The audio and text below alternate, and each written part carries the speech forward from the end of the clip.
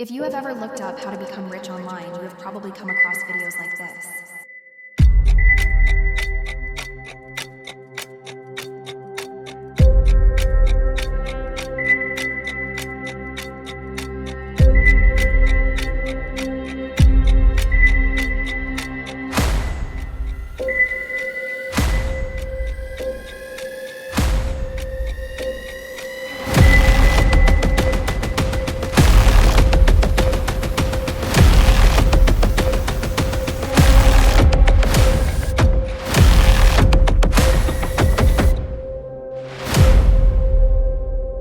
You are already an organized person.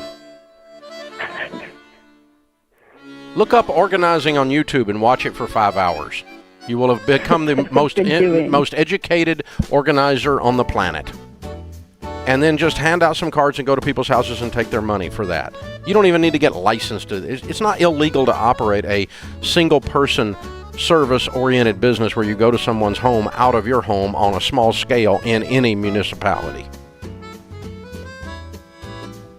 You've built this up to be way bigger than it is. Just go do some work and make some money. Okay.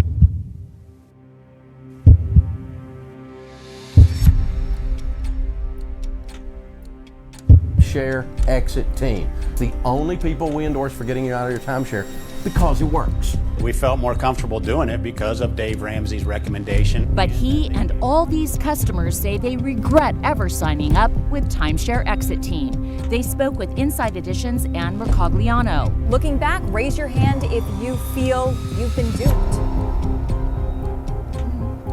It was the most excruciating, annoying, horrible experience. You're already in a bad situation trying to get out of the timeshare, and then you hire a company that you think is there to help you, only to find out that you've been duped. In this video, the CEO of Timeshare Exit Team, Brandon Reed, tells Ramsey they offer a money-back guarantee. We give a 100% money-back guarantee. If we can't get them out, we give them their money back. Yeah. Brandon Reed. In this 2018 video deposition obtained by Inside Edition, Reed talks about how critical Ramsey's endorsement was for business. When we went from radio and local endorsements to Dave Ramsey, it's like the roof.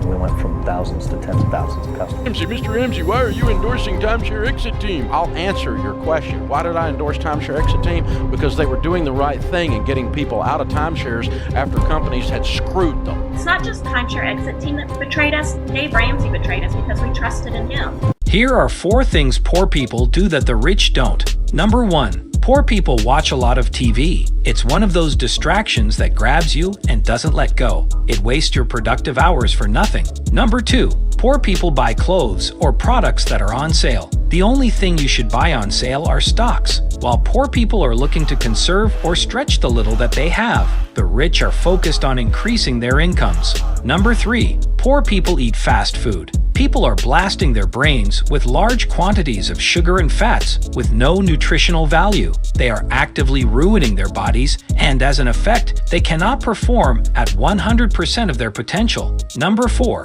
Poor people wake up later than rich people do. If you wake up late, don't educate yourself and waste time on meaningless activities. At one point, you'll find that you are so far behind what the world needs from you that you'll end up miserable. Get rid of these poor habits and good luck.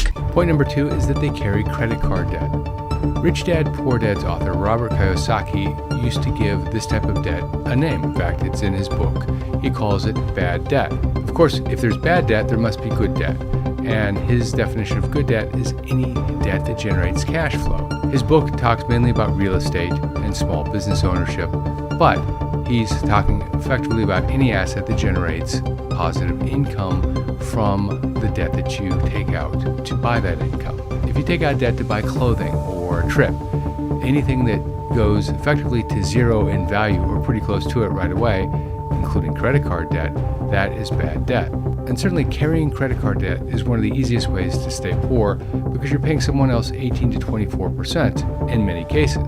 Think about this for a moment. If you could invest at 18 to 24% safely, would you do it? Well, of course. When you pay off your credit card debt, that is an 18 to 24% investment because it is absolutely certain that you will avoid paying 18 to 24% if you have no debt. Paying off your credit card is quite possibly the best investment of your life.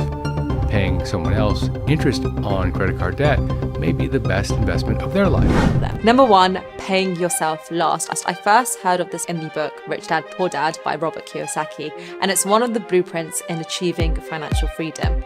Robert explains that the way people pay their bills can be broken down into 2 types. The first way is the poor people's habit, and that is through paying yourself last. So as soon as your paycheck comes in, you then pay your rent, your phone bill, your subscriptions, you fund your social plans, and then you'll save whatever's left over, if there is even any money left to save. The second method he talks about is the rich people's habit, and they do the complete opposite. They pay themselves first, and that is what you want to do. Take 10% minimum and put that into your savings account the minute you get paid. Treat it like paying a bill. This is so important, and by doing this, you're guaranteeing that money will be saved and won't just slip through your fingers through spending. A lot of people are probably thinking, there is no way I can do this. I live paycheck to paycheck. But the surprising thing is when you take that 10% and put it away, your mind will think of ways and structure your spending and structure your finances to last for the whole month. And you won't even realize that you're saving in the background. Number 1 is paying yourself last. Here's what I mean by this. As soon as you get paid, you pay your rent, your phone bill, your gym membership, you go out to dinner, you buy something nice for yourself, and you're planning to save if there's any money left at the end of the month. Problem is, there's never any money left to save. Sound familiar? People who get ahead financially do the exact opposite. They pay themselves first. That means that before they start paying their bills, swiping their cards left and right, and giving money to everyone else and their mother except for themselves, they put a portion of everything they make into their own pockets first. Then, they pay their bills and live on what's left. They prioritize making themselves richer versus making other people richer. People who are good at... This is not financial advice. This is out-of-touch advice that runs on the assumption that poor people are living above their means and not managing their money correctly. The advice is broad, generic, and fails to understand the meaning of what paycheck-to-paycheck living is. Most people don't want to be millionaires, they just want to breathe a little easier.